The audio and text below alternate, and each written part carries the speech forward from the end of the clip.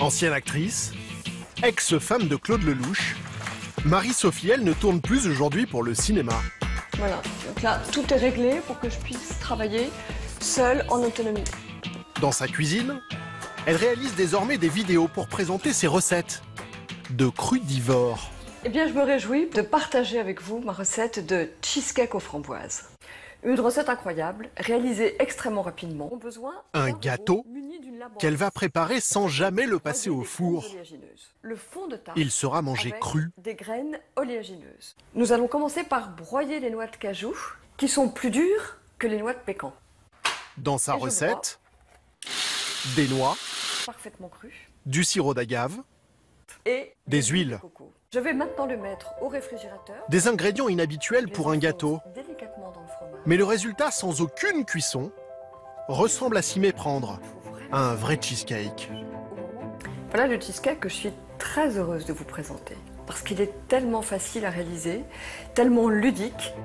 Ces recettes sans aucune cuisson, elle en propose une soixantaine sur son site internet, contre 3 à 6 euros. Tarte à l'oignon, lasagne, risotto, de quoi adopter un régime entièrement cru qui convainc toujours plus de Français. Marie-Sophie Elle est devenue crudivore il y a 5 ans, une révélation. Après un trekking en Inde avec 3 de mes enfants, j'ai fait un jeûne assez long, à l'issue duquel je n'avais envie de manger que cru. C'est que j'avais envie de manger que les matières premières, quoi. Et ben, il y a du cheesecake, Dans son frigo, pas le moindre produit industriel. Il y a de la ricotta qui est toute prête, il y a de la pâte à ravioles. Uniquement des produits bruts, stockés dans ces boîtes en plastique. Côté électroménager, rien d'autre que ces robots mixeurs. Il n'y a pas de four, vous pouvez le chercher, il n'y a pas de four, il n'y a pas de plaque. C'est surprenant pour une cuisine. C'est pas une cuisine, c'est une crusine. Cuisine, ça vient de cuit. Dans sa cuisine, Marie-Sophie se livre chaque jour à de drôles d'expérimentations. Là, on va en mettre 4. Son objectif, inventer de nouvelles recettes aussi savoureuses que dans la cuisine traditionnelle. Ça, c'est hyper bon. Son premier cobaye, Ça me paraît, c'est sa fille Maïté, 19 ans, appelée aujourd'hui à tester un nouveau risotto. Chou-fleur, petits pois. On n'a pas l'impression que c'est cru en fait. Avec le croquant, c'est vachement bon. Oui, c'est énorme ça. C'est-à-dire qu'il y a quoi dedans? Ah, c'est une recette secrète.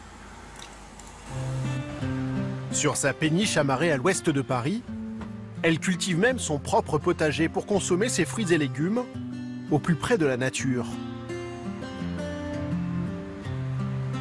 Bon, le bonheur quand on cueille, c'est quand même d'en manger. Hein. Ah.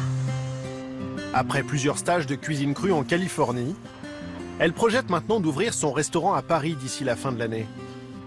Sans four, ni plaque de cuisson évidemment.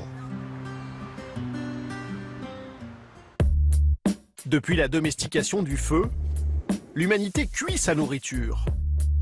Une pratique universelle aujourd'hui remise en cause par le mouvement Raw Food.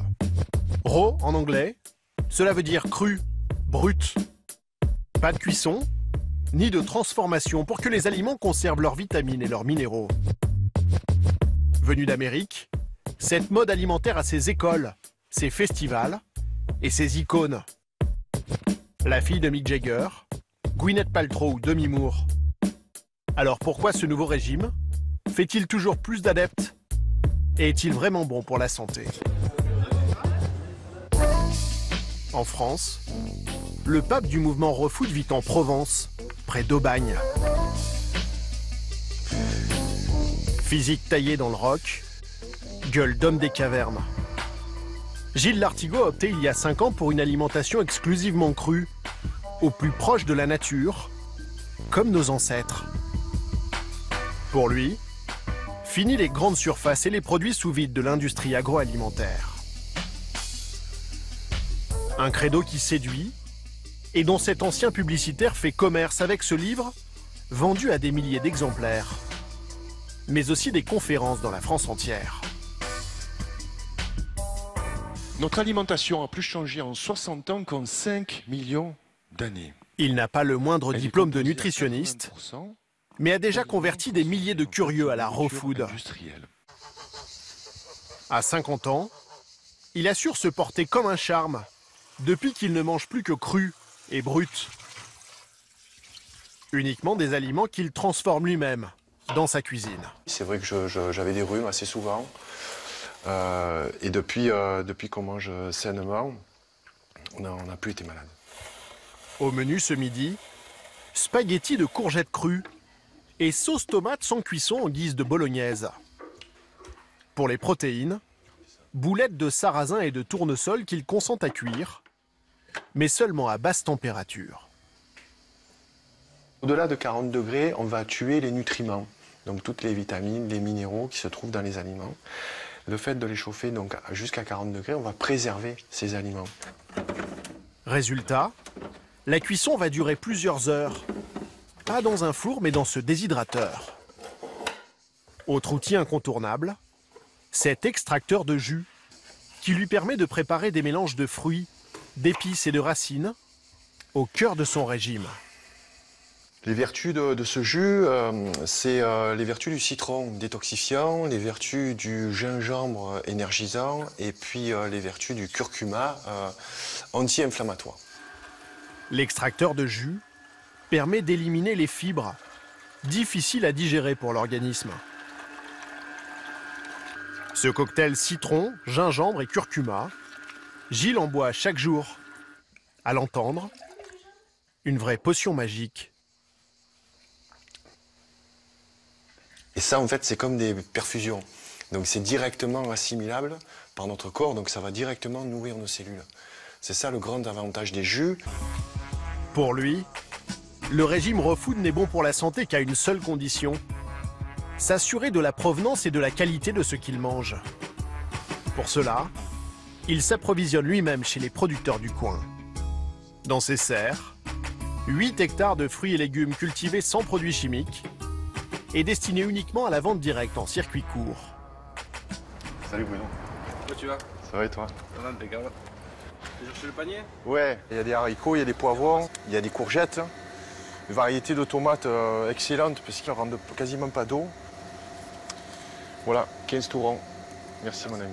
On donne vraiment notre argent aux producteurs. Voilà, c'est directement du producteur au consommateur.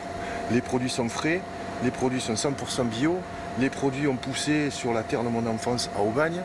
Ça va directement dans mon assiette, c'est hyper frais. Il n'y a que des avantages. Chez une productrice voisine, il se fournit en plantes aromatiques et en fleurs, autre composante de son régime. Je t'ai mis donc de la capucine avec des feuilles de capucine. Ouais. Tu sais que c'est très riche en vitamine C. Et puis Ouais. les feuilles, ça remplace la salade aussi, hein, dans les sandwichs, tout ça. Ok. Certaines de ces fleurs ont une saveur inattendue. Ça par exemple, ça a le goût de l'huître, c'est Voilà, ça? on appelle C'est l'huître végétale. l'huître végétale. Tu goûteras, ça va être... c'est exceptionnel. Mise au point depuis 5 ans, la raw food de Gilles Lartigot intéresse même aujourd'hui les sportifs de haut niveau. À Marseille, il a rendez-vous au Cercle des Nageurs, le club des plus grandes stars de la natation française. Exceptionnellement, nous avons pu assister à l'entraînement de Florent Manodou et de Camille Lacour.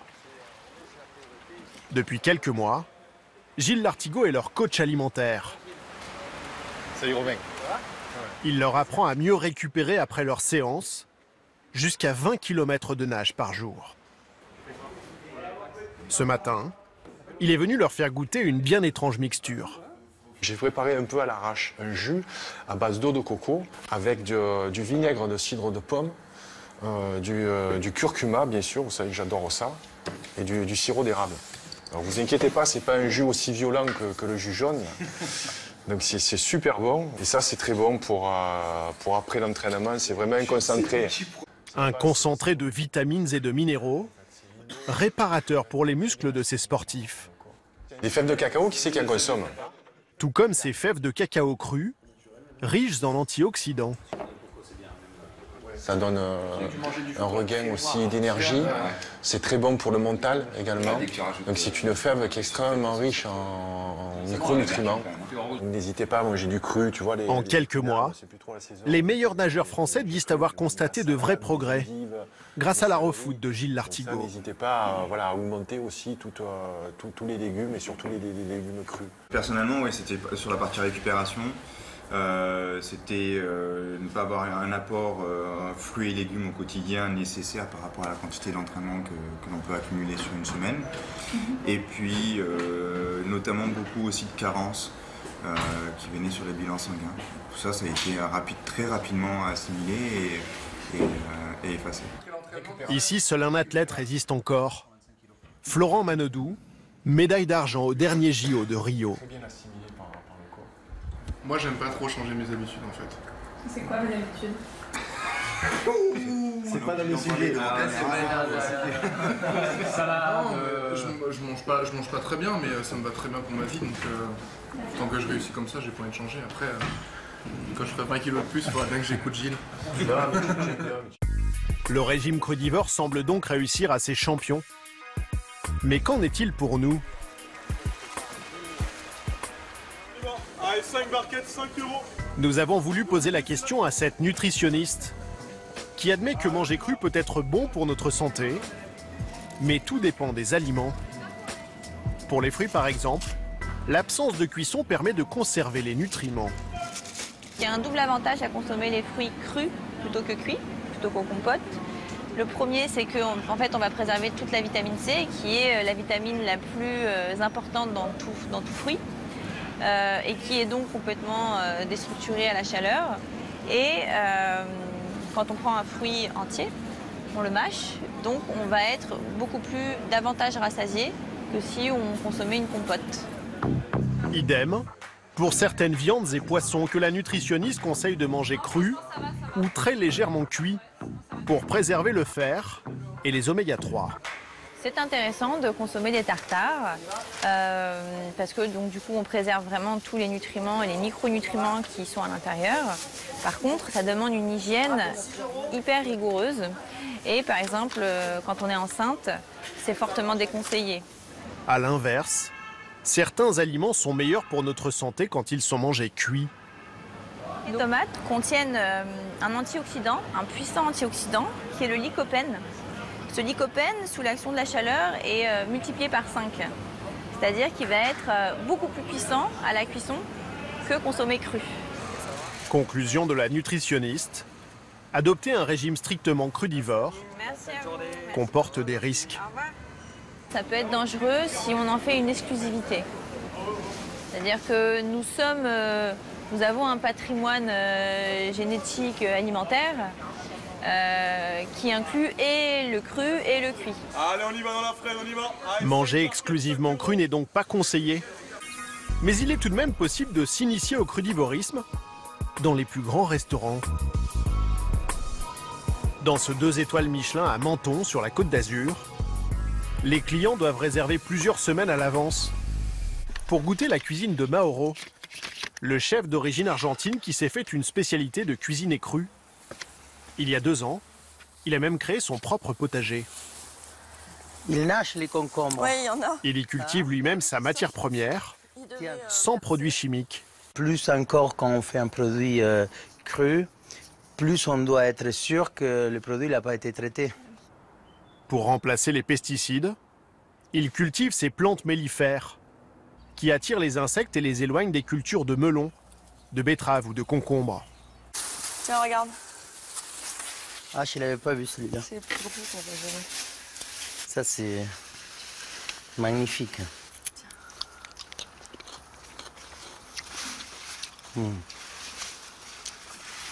J'adore, c'est du iodé, c'est très iodé. Ce midi, les clients de son restaurant vont découvrir ces drôles de courges. Ah, il est pas mal celui-là. C'est beau, hein? Ouais. Ces pâtissons fraîchement cueillis vont être immédiatement cuisinés par Mauro pour livrer toute leur saveur dans l'assiette. Bonjour. Le chef coupe le légume cru en lamelles fines pour le marier à de la courgette trompette et de la chair de tourteau qui, elle, est cuite. Du citron. Ce sera l'entrée du jour. Un pâtisson comme ça. On a envie de faire partager, ça avec mes équipes et aussi et surtout avec les clients. Donc c'est un moment d'excitation. Avoir un produit comme ça, c'est vraiment dommage de le travailler, de le modifier. Et je veux que les gens ils retrouvent les goûts qu'on a un peu perdus. Un credo crudivore qu'il applique à la moitié de sa carte. Champignons crus aux pistaches, haricots croquants aux cerises. Même la pêche du matin est servie crue, en carpaccio. C'est des gambas qui sont pêchées au large entre Menton et Ventimille. Là, ils sont hyper fraîches, donc on va profiter pour les manger telles quelles. Pour goûter cette raw food étoilée, quelques herbes. Les clients sont prêts à débourser de 85 à 210 € par menu. La raw food séduit donc les gastronomes, mais pourrait bien devenir demain la base de notre alimentation à tous. Une révolution qui se prépare en secret aux Pays-Bas, dans ces gigantesques serres. Sous la direction de Rob Baan, inventeur et pionnier mondial des jeunes pousses. Sur 10 hectares, 30 variétés. De l'oseille, de la bourrache, des pousses de salicorne ou de moutarde. C'est de la moutarde avec une saveur de wasabi. Ça va très bien avec du poisson, avec des sushis ou des sashimi. Des saveurs puissantes, mais surtout un incroyable pouvoir nutritionnel d'après Rob. Ces micro-végétaux consommés très tôt et crus seraient un concentré de vitalité. Ça, c'est du brocoli. Donc là, vous voyez, 1, 2, 3 pousses de brocoli. Et ça équivaut à 3 grosses têtes de brocoli adultes. Rob se nourrit quotidiennement de ces jeunes pousses et compte bien y convertir l'humanité, du moins l'Europe, pour commencer. Nous pourrions être le continent le plus sain du monde, mais nous ne le sommes pas. Ce qui est intéressant, c'est qu'on pourrait être sauvé par la nourriture. Faisons de la nourriture notre première médecine, disait Hippocrate. Nous le savons, mais nous avons encore du mal à nous y mettre. Dans les serres, la production est très simple. Les graines sont semées à la main dans ces petits pots, puis germent à l'abri de la lumière.